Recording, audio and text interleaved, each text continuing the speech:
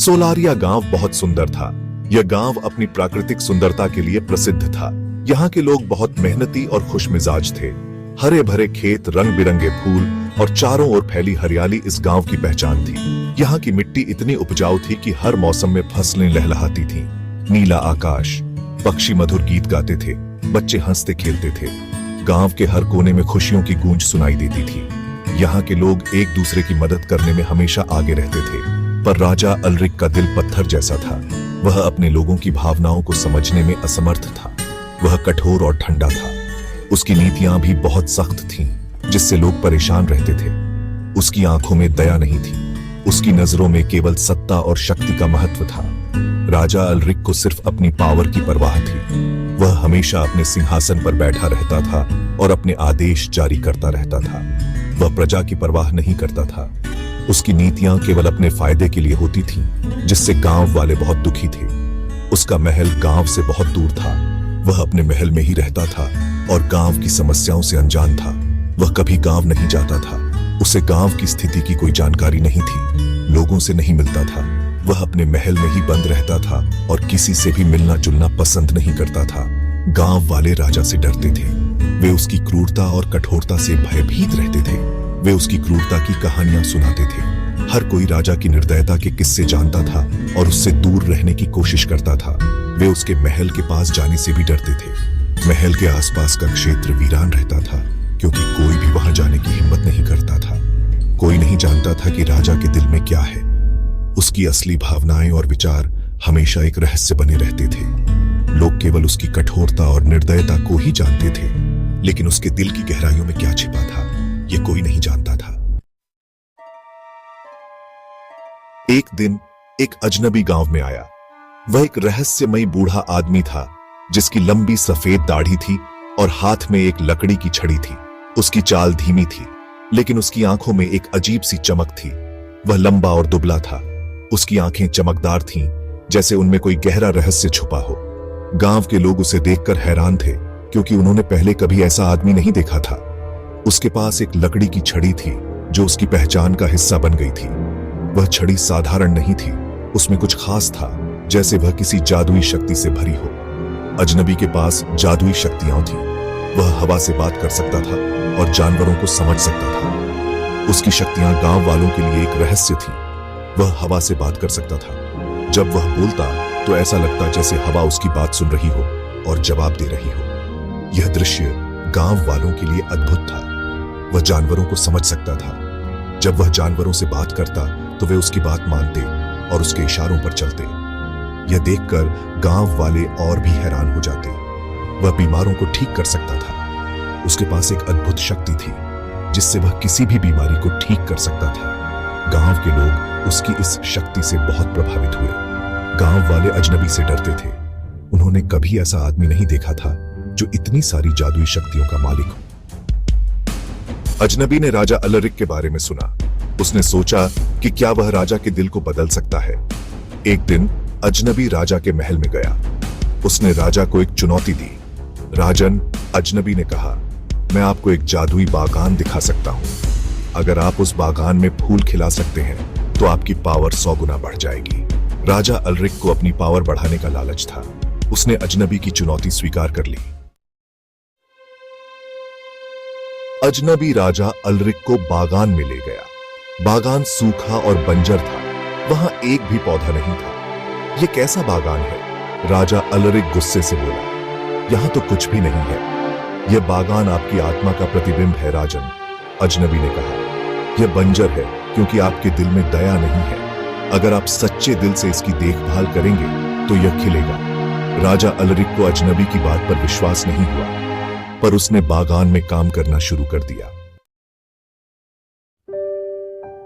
राजा Ulric ने बागान में कड़ी मेहनत की। वह हर सुबह सूरज उगने से पहले उठता और अपने बागान की देखभाल में जुट जाता। उसकी मेहनत और समर्पण का कोई अंत नहीं था।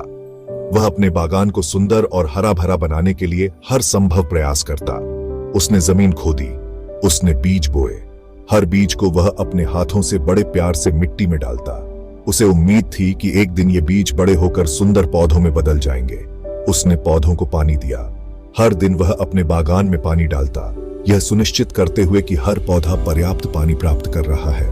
वह पौधों की पत्तियों को साफ करता और उन्हें कीड़ों से बचाने के लिए हर संभव उपाय करता। दिन बीतते गए, हफ्ते बीतते गए, महीने बीतते गए, मौसम बदलते रहे, लेकिन राजा की मेहनत और समर्पण में कोई कमी नहीं आई।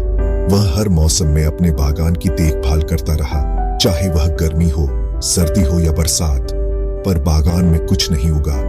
राजा की मेहनत के बावजूद बागान में कोई पौधा नहीं उग रहा था। यह देखकर राजा का दिल टूट गया। उसने सोचा कि शायद उसकी मेहनत बेकार जा रही है।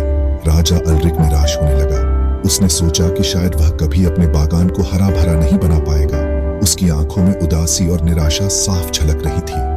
एक दिन उसने देखा कि जमीन से एक छोटा सा अंकुर फूट रहा है। यह देखकर उसकी आंखों में चमक आ गई। वह खुशी से झूम उठा। उसे लगा कि उसकी मेहनत आखिरकार रंग ला रही है। अंकुर हरा और कोमल था। वह बहुत नाजुक था, लेकिन उसमें जीवन की एक नई उम्मीद थी। राजा ने उसे बड़े प्यार से देखा और उसकी देखभाल करने का निश्चय किया। राजा अलरिक ने उसे ध्यान से देखा। उसने पहले कभी जीवन को इतने करीब से नहीं देखा था। उसे लगा कि यह छोटा सा अंकुर उसकी मेहनत का फल है। उसने पहले कभी जीवन को इतने करीब से नहीं देखा था। उसे महसूस हुआ कि प्रकृति कितनी अद्भुत और रहस्यमयी है। उसने सोचा कि जीवन की छोटी छोटी चीजें भी कितनी महत्वपूर्ण होती हैं। राजा ने अंकुर को पानी दिया। उसने उसकी रक्षा की। वह हर दिन उस छोटे से पौधे की देखभाल करता, उसे पानी देता और उसकी पत्तियों को साफ करता। वह उसे किसी भी नुकसान से बचाने के लिए हर संभव प्रयास करता। धीरे धीरे अंकुर एक पौधे में बदल गया। वह पौधा दिन ब दिन बड़ा होता गया और उसमें नई नई पत्तियां आने लगी। राजा की खुशी का ठिकाना नहीं था। उसे लगा कि उसकी मेहनत आखिरकार सफल हो रही है। और फिर एक दिन पौधे पर एक फूल खिल गया। वह फूल बहुत सुंदर और रंग बिरंगा था। राजा अलरिक की आंखों में खुशी के आंसू आ गए। उसे लगा कि उसकी मेहनत और समर्पण का फल उसे मिल गया है। वह फूल उसके लिए एक नई उम्मीद और खुशी का प्रतीक था। फूल सुंदर था।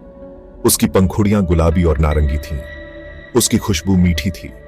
राजा अलरिक ने पहले कभी ऐसा सुंदर फूल नहीं देखा था।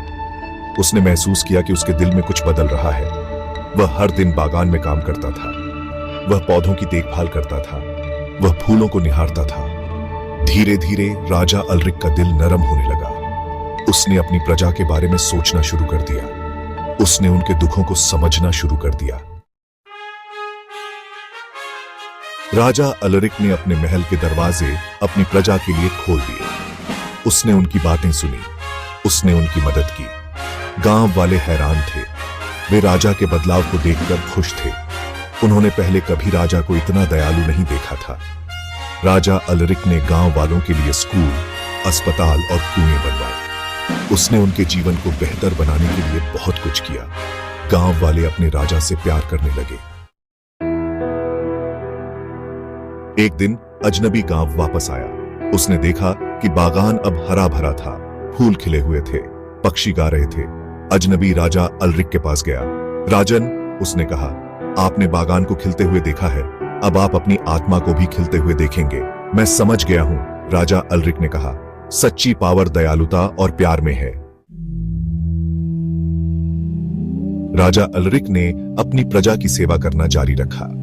उसने सीखा कि सच्ची ताकत दूसरों की मदद करने में है। गांव वाले खुश थे। वे अपने राजा से प्यार करते थे। राजा अलरिक ने भी खुशी पाई।